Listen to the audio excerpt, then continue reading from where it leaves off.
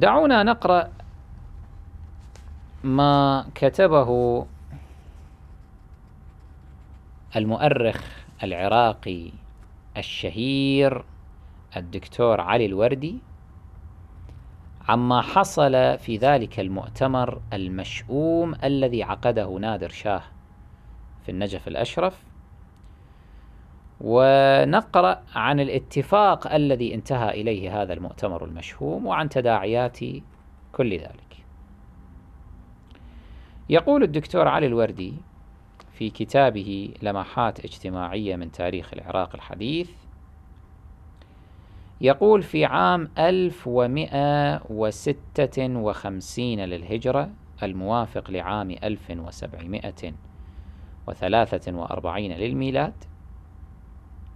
عقد نادر شاه مؤتمره المشهور في النجف بغية التوحيد بين الشيعة وأهل السنة،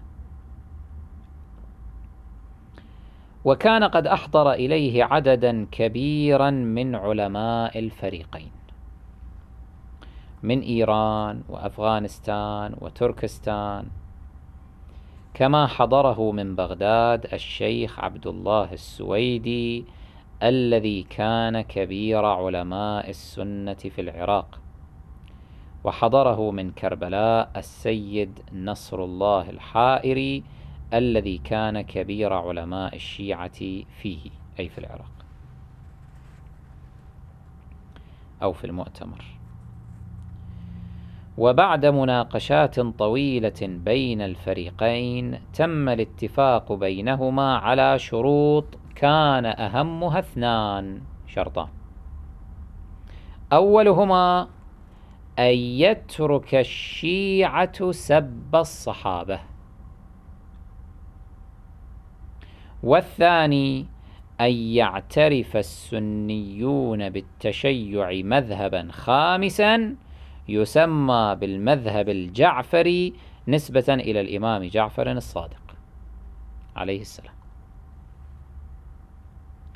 وكان من جملة الشروط أيضا أن يسمح للشيعة بالصلاة والخطبة في الركن الشامي من الكعبة عند موسم الحج، وذلك بعد فراغ الإمام المختص به من صلاته.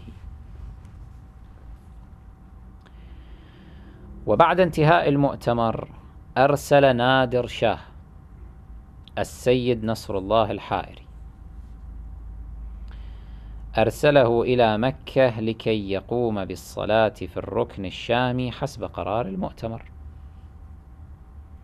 وأرسل معه نسخة من محضر المؤتمر، كما أرسل كتبا إلى شريف مكة مسعود بن سعيد وإلى قاضيها ومفتيها يخبرهم أنه مرسل إليهم إمام المذهب الجعفري لتنفيذ قرارات المؤتمر. وحين وصل الحائري إلى مكة استقبله الشريف مسعود باللطف والترحاب، وسمح له بالصلاة والخطبة في الركن الشامي، ولكن العامة لم يهن عليهم ذلك، فهاجوا وماجوا،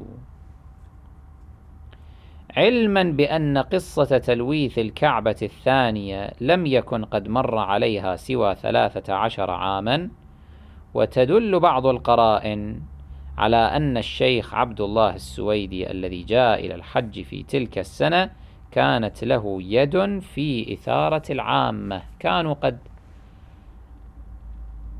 افتروا على بعض الشيعة أنه يتعمد أن يلوث بالنجاسة باحة المسجد الحرام،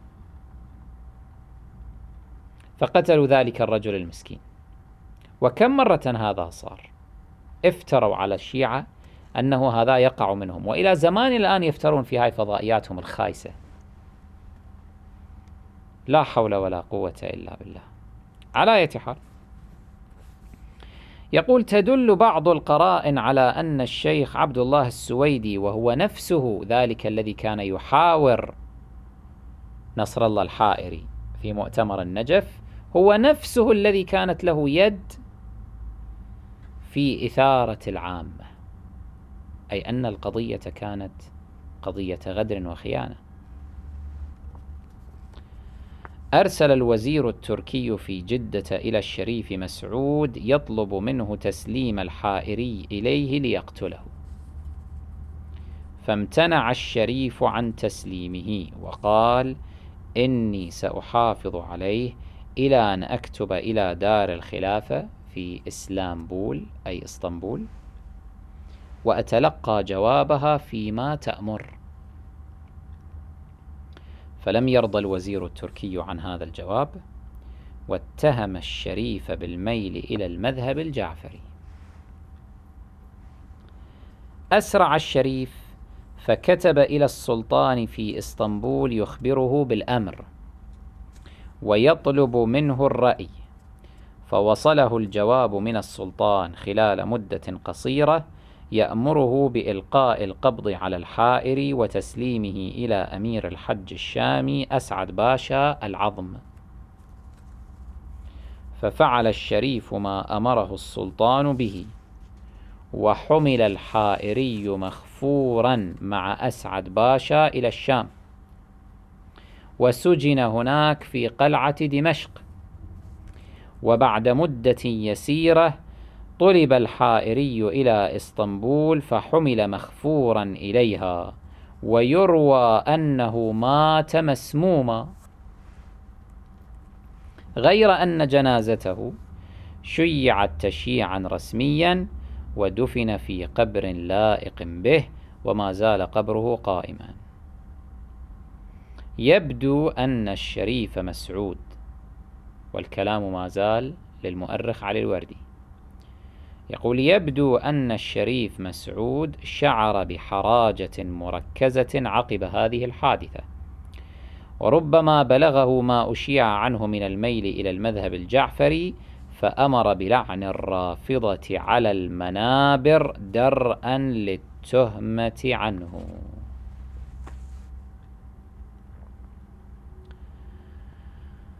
أرأيتم أيها الإخوة ما حصل؟ ماذا استفاد هؤلاء المحسوبون علينا من هذا المؤتمر المشؤوم؟ ماذا استفادوا من هذه التنازلات التي قدموها غير الذل؟